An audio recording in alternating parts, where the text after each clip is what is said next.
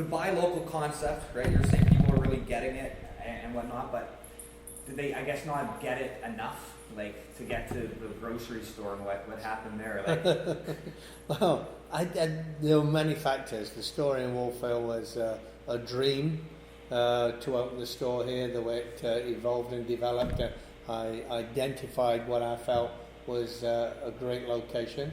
That old building was run down, but underneath it, there was a little gem, as you know, the old apple packing warehouse, a beautiful historic building. Once we revealed what was inside, the rafters, the beams, the big knee braces on the wall cut out of natural sort of L's of the trees.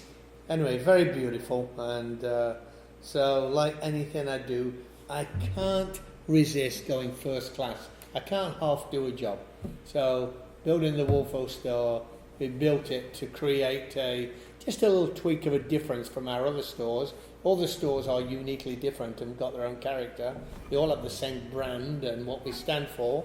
But the Wolfville store definitely had a lovely country element to it, and we're really proud of it. So I went first class on all the trim, fittings, fixtures, refrigeration, flooring, decor, trying to do it all right.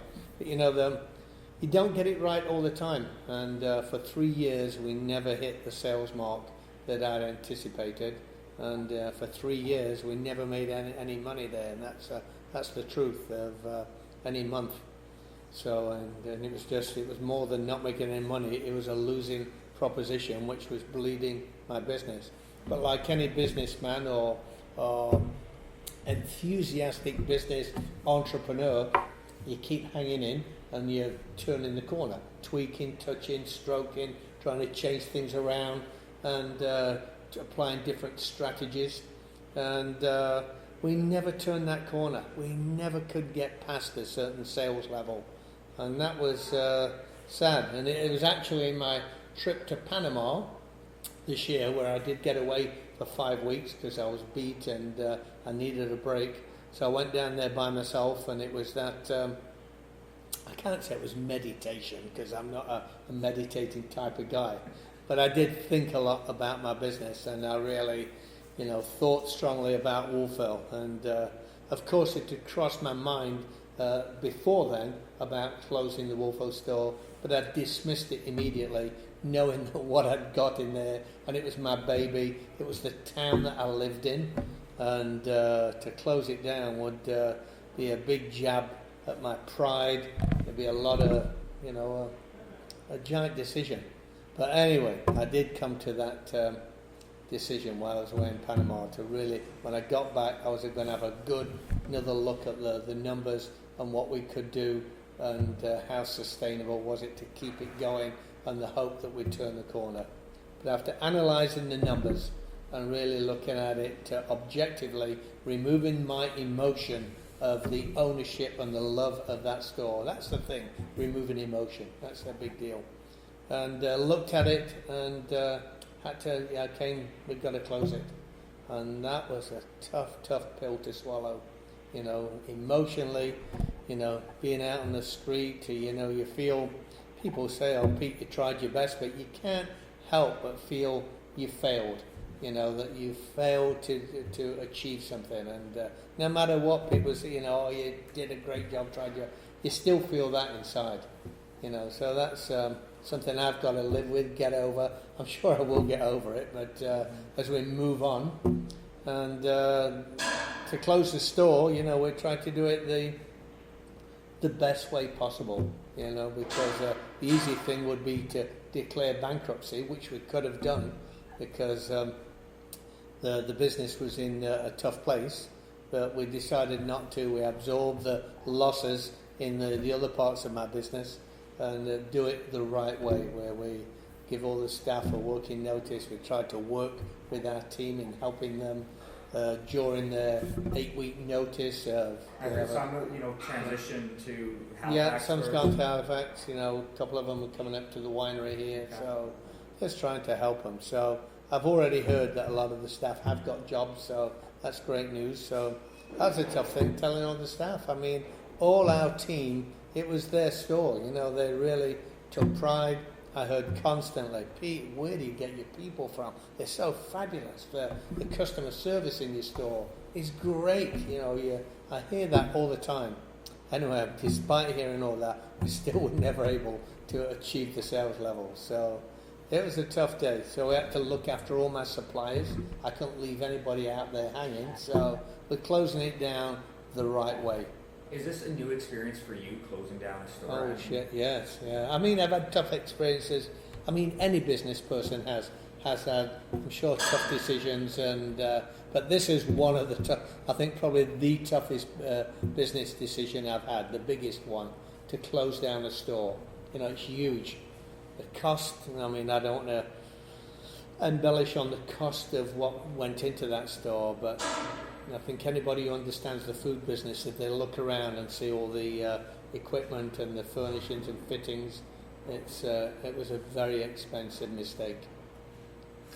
Was there must have been talk at the time about buying the building, but my understanding is that didn't happen. There's still a different owner. The business, you know, I think is or was for sale, and but we've never been in the building buying business. We've always just been in the retail business. That's kind of what I've focused on. You know, sometimes I think in my life I wish I'd bought building property to have a store in, but I've always concentrated on opening a store. One of the tough things about opening a retail store is that they are very, very expensive. I mean, it's at least $200 per square foot to kit a store out. And by the time you've done that, the thought about buying a building, unless you've got giant deep pockets or you've got a rich uncle somewhere, it's very hard to buy the building and kit the store out unless you're a big corporate entity. But for a small business, we are still a small business food retailer, and it's hard to enter the real estate game. This is your home, you know, Wolfville. This is. I mean, you're up on the hill here in Gaspereau, but that's what I've heard before coming into this. And this has been such an emotional decision. It was not easy for you to make this because this is your home, and you had this vision for the store, and it really does look amazing. I love going there. What are some of the factors, would you say, that, you know, month after month, it just didn't add up? I think it was a combination. It wasn't just one thing. You know, I would say that it was a year ago we had the starting of the street renovations in Wolfville, which was really needed. So I understand that, but it was devastating for business. So that really, as the business we're trying to tweak it that a year ago and still not working, and that really put a nail in the coffin for us. But I understand it had to be done, but it was very, very tough on business. We took a big hit. Then we've just had the winter, last winter, the worst one I can ever remember in my life.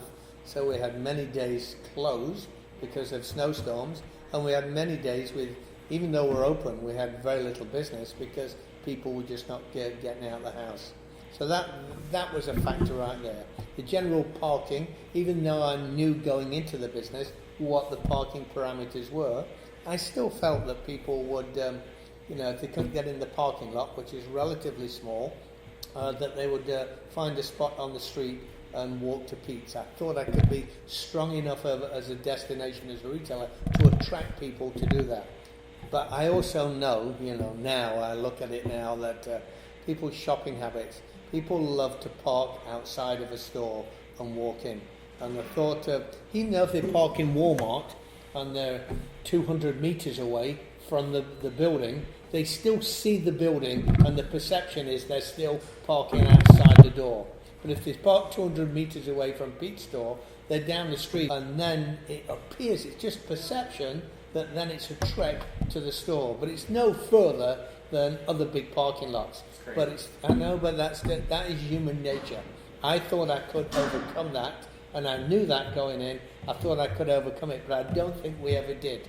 That people felt that it was still a difficult place to get to, and so that certainly was an issue. Right. What's next then? Have you thought about what's next? Well, no. I'm sure there will be something next, because I'm my own worst enemy. you'll trust me, you ask my wife and she'll roll her eyeballs and say, he can't stop himself. I have this inner thing that I just love challenges and taking on new projects, and that's the way I am. I just that's who Pete Luckett is. I kind of got that in my genes, and can't shake that loose. So right now, there will be something next. I don't know what it is, because right now I'm just recouping from closing the store down, which will take a little while to get back sorted out again, and get ready for another onslaught season at the winery, which is really fantastic. And no, it's just what's next is just stabilizing after that store. One of the comments I heard is, it was tough hearing the news. And no one wanted to hear the news of the closure, right? And so different reasons were coming up. Parking came up more than anything else. Parking came up. One of them said, Pete was around the store maybe the first 3 months or whatever, but then you didn't really see him around so much. If your presence was there more often, managing this, or you got to put a lot of trust into the team that you hired, Yeah, I mean, I do have a great team, and I am only one man. Every one of my stores says the same thing. Pete, we need you around more. We need you on the floor more because you have such a presence. But the winery, which is my new baby, also needs me. This is building another business, but this one is right from ground up. There's no formula like the Fruitique. Had some sort of culture behind it and strategy as how we lay out the store, what we do, daily operations. And I built the winery. This is brand new for me, learning a business right from the bottom up. And that required, as I found out, after a giant investment into the winery, required a giant bunch of being here, building it, working it, seeing what works, what doesn't work. And you just can't be everywhere. As much as I'd love to be everywhere, I can't be. And that's the pure reality of it. People it's because I built this brand, for better or worse, a lot of it is built around Pete Luckett. Now, I've tried to move away from that over the years. For example, the Bedford store was very much built around Pete Luckett. When we opened the downtown store, it was less Pete Luckett there, and the expectations of having Pete there were not as great as they were in Bedford, because I had been in Bedford right from the grassroots. It's like if I stepped away from the winery now and immersed myself in a store for a couple of years, people say, Pete's never around the winery anymore.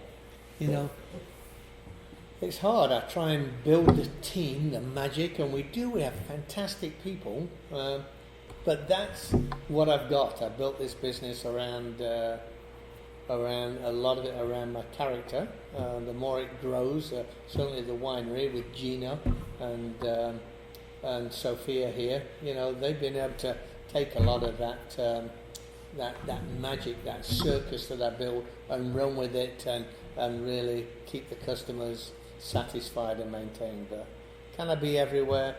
I just can't be. It's not physically not possible. Behind the scenes, if they say, Pete, well, he wasn't there, but trust me, if anybody knows what it takes to run a business, it's 100 hours a week, whether you're there or not there. So the effort, out of that 100 hours, there must have been at least 15 to 20 of them hours a week went into running Wolfville behind the scenes, if not physically being there. The decision to make the store in the first place, right there, would have been some demographics and some numbers. You would have, it would have made sense to the point where you said, yeah, this is going to work here. But is there simply just not enough people in? Is there just not enough of your customers here? I think that's the bottom line. I knew competition in this area was tough. I knew it was country. There are many, great roadside fruit market and farm stands that are successful. So I knew all that, but I still felt that the core of Wolfville had enough of a population of that, along with the university, the cachet, the sophistication of Wolfville, I felt was my clientele, and I really felt that was enough that would warrant this store.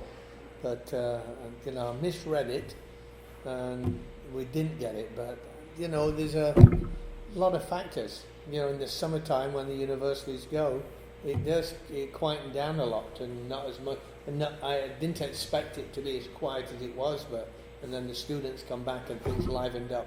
Real fast, how many employees basically was there? 50? I think there's 50, 25 part-time, 25 full-time. Okay, and then what about the idea of taking what works in the store? You know which areas that sold well, and the deli and the salads and the smoothies, and cutting it down, and still having that presence in that building, doing a Pete's to go or whatever, just something small and like half the size, or is that a consideration? Many people have asked that question, and we've looked at it because that was definitely a successful component of the store.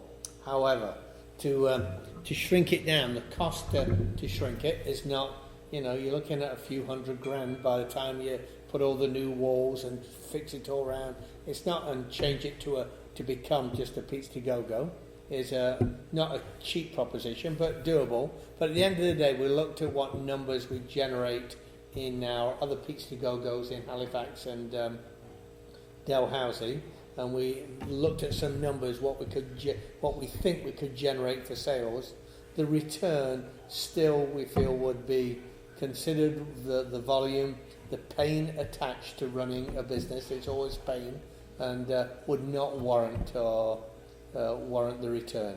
It may be successful, but in such a small way. Do I want to be a part of something that's just a small nibbler? If somebody wants to go and see the landlord and open a Pete's to Go style business in there, I'd say fill the boot. There's a great opportunity. But is it for me? No.